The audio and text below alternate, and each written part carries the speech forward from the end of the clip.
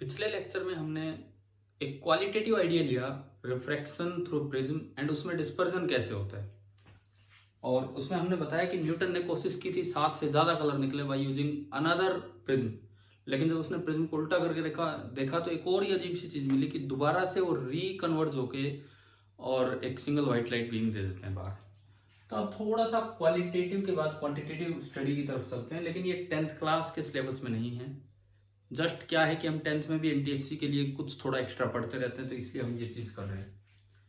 तो देखो, ये मान लीजिए एक थिन प्रिज्म है। थिन प्रिज्म का मतलब है कि एपेक्स एंगल इज स्मॉल। ये आपका थिन प्रिज्म है, मतलब ये एंगल छोटा है। इस तरह का काम है। और यहां पे कोई लाइट आई, इंसिडेंट बीम इस तरह से है। ये है आपकी इंसिडेंट बीम। अब जो बाहर जो लाइट आपको मिलेगी, हमने देखा था कि रेड लाइट थोड़ा कम डेविएट होती है। ये है आपकी रेड लाइट। रेड लाइट में जो डेविएशन हुआ है उसे मैं डेल आर से रिप्रेजेंट कर रहा हूं। ये is the deviation in red light. और जो वायलेट लाइट है वो थोड़ा और भी ज्यादा बेंड होगी। And this is your violet light. बीच में पूरा विब्ग्योर पैटर्न होता है। वायलेट लाइट में जो डेविएशन हुआ है, this complete is delta we. अगर हम यहां से देख रहे हैं इंसिडेंट लाइट से, तो ये पूरा आपका डेल्टा वी है। तो यहां पे सबसे पहली चीज, एंगुलर डिस्पर्जन हुआ कितना है। एंगुलर डिस्पर्जन हुआ कितना है, इसका मतलब कि वो एंगल कितने में स्पेक्ट्रम फैला हुआ है। तो ये जो फैलाव है, this is called angular dispersion of spectrum. और अगर मैं एंगुलर डिस्पर्जन की बात करूं तो theta, that is del V minus del R. And for thin prism आप जानते हैं कि डेविएशन का फॉर्मूला होता है n-1 into a, where n is the respective refractive index of the prism for certain color. अब अगर आप डेविएशन ऑफ वायलेट कलर लिखेंगे तो n वायलेट -1 into a। मैंने कभी कोची फॉर्मूला बताया था आपको कि ये जो रिफ्रैक्टिव इंडेक्स होता है आने वाली कलर की, आने वाली लाइट की वेवलेंथ पे डिपेंड करता है। And deviation red, this will be equal to n red -1 into a। तो जब आप इसमें पुट करेंगे तो a कॉमन आएगा, 1 से 1 कट जाएगा और ये बचेगा nv माइनस nr और इनटू एंगल ऑफ प्रिज्म। ये आपका डिस्पर्सिव एंगल आ गया कि भाई कितना डिस्पर्सिव एंगल होता है। अब यहीं पे बीच में एक मीन डेविएशन डिफाइन होता है, वो येलो कलर के लिए हम बोल देते हैं कि ऑलमोस्ट येलो कलर रिप्रेजेंट कर रहा होता है मीन डेविएशन को। तो ये आपका है मीन डेविएशन या deviation for yellow, this is the mean deviation. And deviation for yellow होगा ny-1 into a। और मीन डेविएशन आप बोल सकते हो mean refractive index -1 into a, average refractive index -1 into a। अब यहां पे एक टर्म डिफाइन होती है डिस्पर्जिव पावर और ओमेगा। यहां पे हम एक टर्म को डिफाइन कर रहे होंगे डिस्पर्जिव पावर या ओमेगा। तो अगर हम इस प्रिज्म की डिस्पर्जिव पावर की बात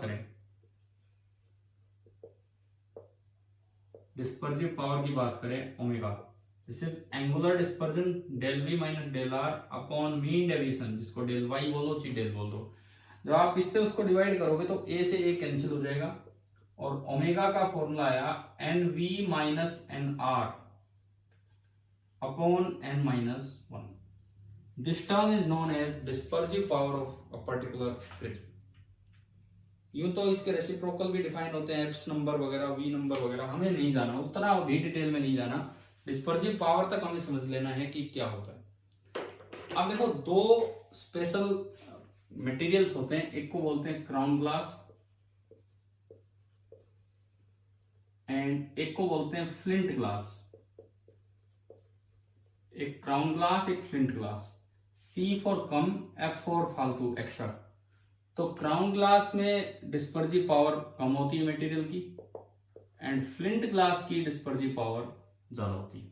ये बात आप याद रखना कि क्राउन ग्लास की डिस्पर्सिव पावर कम होती है और फ्लिंट ग्लास की डिस्पर्सिव पावर ज्यादा होती है। अब कुछ अरेंजमेंट्स हैं, जैसे एक को बोला जाता है एक्रोमेटिज्म इन प्रिज्म।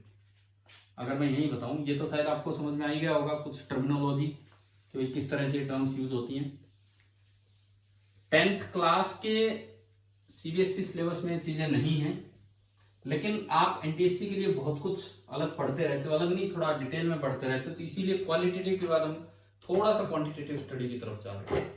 तो अगला जो अरेंजमेंट है उसे हम बोल देते हैं एक्रोमेटिज्म इन प्रिज्म।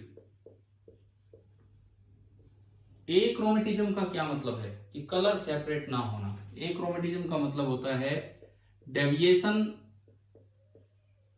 विदाउट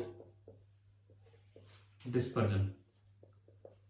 एक्रोमेटिज्म का मतलब होता है डेविएशन विदाउट डिस्पर्जन, यानी कि कोई कलर सेपरेट ना होना, इस चीज को हम बोल देते हैं एक्रोमेटिज्म। अब इसमें किया क्या जाता है, दो ग्लास लिए जाएंगे प्रिज्म, एक क्राउन ग्लास और इन्वर्ट करके लगा दिया जाएगा, और एक आपका फ्लिंट ग्लास। एक का एपेक्स एंगल अल्फा और एक का एपेक्स एंगल अलग दिया जाता है अल्फा डैश, कुछ भी अलग। अब आप एक्रोमेटिज्म चाहते हो, मान लो क्राउन ग्लास के लिए रिफ्रैक्टिव इंडेक्स वायलेट कलर का NV है और रेड कलर का NR है। ऐसे ही फ्लिंट ग्लास के लिए मैं डैश लगा देता हूं, रिफ्रैक्टिव इंडेक्स फ्लिंट ग्लास वाले प्रिज्म के वायलेट के लिए NV डैश है और रेड के लिए NR डैश है, इस तरह का है। तो इसका मतलब क्या है, इसका मतलब यह है कि आपने व्हाइट लाइट डाली यहां से। न्यूटन ने भी ये दिखाया था कि अगर इन्वर्ट करके प्रिज्म रख दोगे तो अगेन वो दोबारा से व्हाइट लाइट ही बाहर देते हैं, लेकिन इस तरह का कुछ मटेरियल आपने अरेंज कर दी कि व्हाइट ही मिलेगी लेकिन किसी डेविएशन के साथ।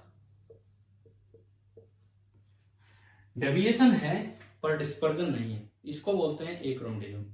अब सबसे पहली बात, इसमें कंडीशन क्या होती है कि अल्फा डैश कितना लेना होगा। Alpha dash is equal to some factor into alpha.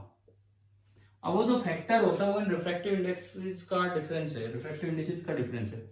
तो ऊपर तो आएगा N violet minus N red और नीचे आएगा N V dash minus N R dash. अगर कभी क्वेश्चन आए कि आपको एक्रोमेटिज्म चाहिए या सीधी व्हाइट लाइट ही बाहर चाहिए तो इन दोनों में रिलेशन क्या होगा, तो इन दोनों में ये रिलेशन होता है। ये फॉर्मूला आप याद रखिए। प्रूफ अभी हम नहीं कर रहे हैं 10th क्लास में, बाद में कभी करेंगे तो बाद में हायर क्लास में। कई बार यहाँ माइनस भी लगा देते हैं। माइनस इसलिए कि अगर इसका एंगल 10 डिग्री है और इसका निकल के आ रहा है मान लो कुछ भी 8 डिग्री या 12 डिग्री कुछ भी आ जाए, तो -12 बोलने का मतलब है कि वो नीचे है। -12 मतलब उसकी सेंस अपोजिट है उसको रखने की। नहीं तो आप मैग्नीट्यूड वाइज तो अपना ये फॉर्मूला याद कर सकते हैं। दिस इज एक्रोमेटिज्म या एक्रोमेटिक कंडीशन ये है, ठीक है। ऐसी दूसरा अरेंजमेंट होता है डायरेक्ट विजन अरेंजमेंट। ये फॉर्मूला आप याद रखना, क्वेश्चन अगर आ जाए तो आप इस पे अप्लाई कर सकते हैं। देखो आगे तो आते हैं, आगे चल के नीट IIT JEE मेंस उनमें तो आते हैं, लेकिन एनटीएससी में नहीं आता है इतना ज्यादा इस पे। फिर भी जस्ट फॉर सेफ्टी, आने को कुछ भी आ जाता है एनटीएससी में, जस्ट फॉर सेफ्टी हम दूसरा एक अरेंजमेंट और देख रहे हैं जिसे बोलते हैं डायरेक्ट विजन अरेंजमेंट।